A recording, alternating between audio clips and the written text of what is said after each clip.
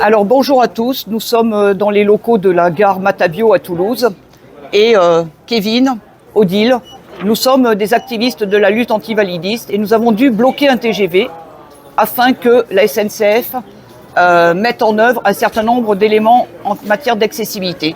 Par exemple, s'il y a 2 ascenseurs pour descendre vers les nouveaux quais, 2 ascenseurs par quai, c'est parce que nous avons mis la pression par le blocage du TGV, parce qu'il faut savoir que nous attendions depuis 2009 que la SNCF respecte ses engagements. En 2008, puisque oui, c'est même en 2008 qu'il y avait eu une première manifestation pour alerter sur le manque d'accessibilité de la gare Matabio, dans laquelle il était impossible d'aller prendre le train en autonomie. Et Kevin, qui voyage beaucoup en train, pourra nous en dire 2 mots, parce qu'effectivement, il y a aussi le problème de l'accessibilité dans les trains. Mais pour revenir à la gare Matabio, aujourd'hui, nous avons une inauguration qui a eu lieu sans que les règles d'accessibilité soient respectées dans les travaux qui ont été faits. Je m'explique. Vous voyez ici cet automate. Et tous les automates qu'il y a dans cette pièce ne sont pas accessibles aux personnes en fauteuil roulant. Pourquoi ? Parce qu'il y a un arrêté qui précise que ces appareils doivent avoir un vide dessous de façon à ce qu'avec notre fauteuil, on puisse s'approcher suffisamment pour pouvoir utiliser le clavier, pour pouvoir récupérer les billets, pour pouvoir introduire notre carte. Donc ces appareils, et il n'y a que les appareils à certaines heures, il n'y a pas d'autre choix. Ça veut dire qu'à certains horaires, nous ne pouvons pas utiliser la gare SNCF en totale autonomie, alors même que la SNCF se vante de cette accessibilité. Il y a aussi des bandes de guidage, donc pour les personnes aveugles, qui ne sont pas conformes, qui s'interrompent, comme si l'aveugle allait deviner où est la suite de la bande de guidage. Et ce qui est grave dans cette affaire, c'est qu'il y a eu une visite avec les agents de la SNCF pour voir les travaux qui avaient été réalisés. C'était au mois de mai 2022. Au mois de mai 2022, on a soulevé un certain nombre de conformités, dont le problème des automates, dont le problème des bandes de guidage, dont les vitrophanies qui ne sont pas à la hauteur réglementaire et qui donc peuvent mettre en danger les personnes malvoyantes qui risquent de se prendre la vitre, et ainsi de suite. Et donc, nous avons demandé à ce qu'il y ait un compte-rendu. Ça fait donc plus d'1 an, 1 an et demi, le compte-rendu n'est toujours pas sorti. Et j'ai écrit, vous pouvez le voir ici, à Philippe Bru, qui était directeur régional de la SNCF Occitanie, au responsable de l'aménagement, du chef de projet de l'aménagement de la gare. Et c'était en janvier 2023.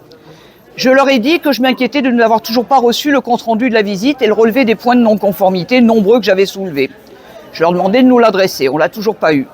Je leur disais que j'avais soulevé la non-conformité des équipements et dispositifs de commande, notamment concernant les bornes automatiques installées à la gare Matabio, qui malheureusement remplacent de plus en plus le personnel. C'est-à-dire qu'on est confronté à une double problématique. D'un côté, il y a de moins en moins de personnel, aux grandes dames des agents de la SNCF, de moins en moins de personnes, qui, vous le voyez, quand on est accueilli ici par des agents de sécurité qui ne sont même pas formés au handicap et qui tentent de nous empêcher de rentrer librement et qui nous disent qu'on doit leur dire ce qu'on vient faire. On n'a pas à dire ce qu'on vient faire dans un service public pour entrer dans un service public. Donc il a fallu, ce monsieur a tenté de nous arracher le téléphone, a failli me blesser en faisant la manœuvre qu'il a fait, mais la SNCF emploie des gens qu'elle ne forme pas et ne respecte pas la réglementation.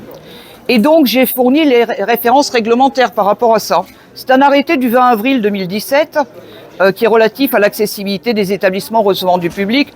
Voilà. Et qu'est-ce qu'il dit cet arrêté ?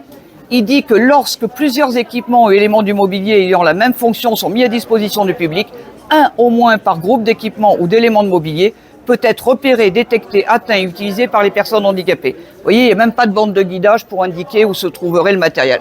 Et je ne suis pas du tout convaincu, parce que ce n'est pas marqué, qu'a priori il soit aussi accessible aux déficients visuels avec les parties audio ni aux sourds. Après, vous voyez, désolé de prendre un peu le relais, hier j'étais à Londres en fait, et à Londres, toutes les machines en fait sont équipées de boucles magnétiques en fait pour les personnes malentendantes en fait. Et là, j'ai bien l'impression que il n'y a rien qui l'indique, on ne sait pas si c'est le cas. Donc après, moi je sais pourquoi, parce qu'on est dans une société validiste qui est faite pour une certaine norme de personnes qui, en quelque sorte, voilà, on voudrait que on voudrait le faire disparaître ou peut-être qu'on soit toujours accompagné de quelqu'un. Mais non, aujourd'hui, en 2023, tout devrait être accessible. Oui, c'est-à-dire qu'en fait, pour pouvoir utiliser la gare, quand on est une personne à mobilité réduite, on doit être accompagné comme des enfants.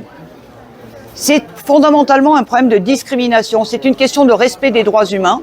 Et c'est en ça que la politique française est validiste. Et c'est pas nous qui le disons, hein.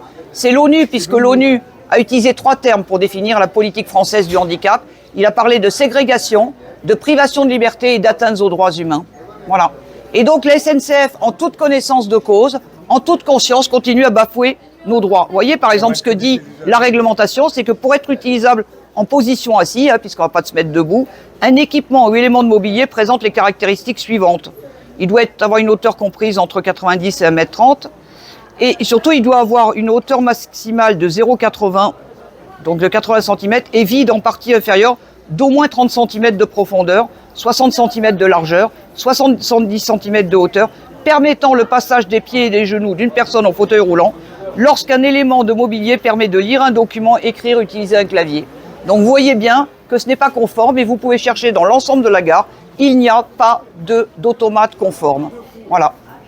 Et donc, c'est inadmissible.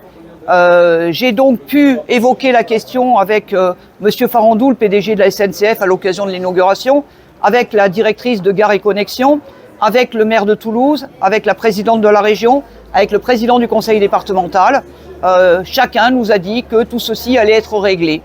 Maintenant, on attend de voir si de nouveau ces personnes vont nous mentir, puisqu'elles nous ont menti depuis des années. Il faut savoir qu'en 2008, elles s'étaient engagées à tenir l'échéance de 2015. À l'échéance de 2015, les engagements n'ont pas été tenus. Et à ce moment-là, ils s'étaient engagés aussi à nous consulter sur les aménagements qu'ils allaient faire. Au contraire, ils ont décidé de mettre des élévateurs qui n'étaient pas conformes, qui ne permettaient pas de circuler en autonomie. Ils ont dépensé de l'ordre de 100 000 € inutilement, alors que s'ils nous avaient consultés, ils n'auraient pas fait ces erreurs. Donc voilà, nous voulons conspuer la SNCF et ses dirigeants qui viennent facilement parler de l'accessibilité alors même qu'ils nous discriminent, qu'ils nous interdisent de voyager en toute liberté. Et Kevin peut aussi parler de la manière dont on est traité dans les trains. Vas-y Kevin, raconte ton aventure. Moi, voilà, bon, je vais me répéter, mais en fait, en 2016, il faut savoir que j'ai saisi la justice pour dénoncer des conditions de voyage totalement inadmissibles, ce qui veut dire être placé dans une voiture totalement, disons, en plein milieu de la rame, à côté des bagages, mettant en jeu ma propre sécurité, parce qu'il faut savoir que à plusieurs reprises, il y a des bagages qui me sont tombés dessus, donc voilà, bon, disons, heureusement, ça ne m'est pas tombé sur la tête, parce que voilà, et le pire, c'est qu'aujourd'hui, voilà, la SNCF est sourde, et malheureusement aussi, j'ai saisi la justice parce que j'étais contraint de m'uriner dessus, en fait, et aujourd'hui... Voilà. Les toilettes ne sont pas accessibles dans les TGV, voilà. Donc les personnes en fauteuil ont le choix de porter des couches ou de se pisser dessus. Ça s'appelle la dignité made in France.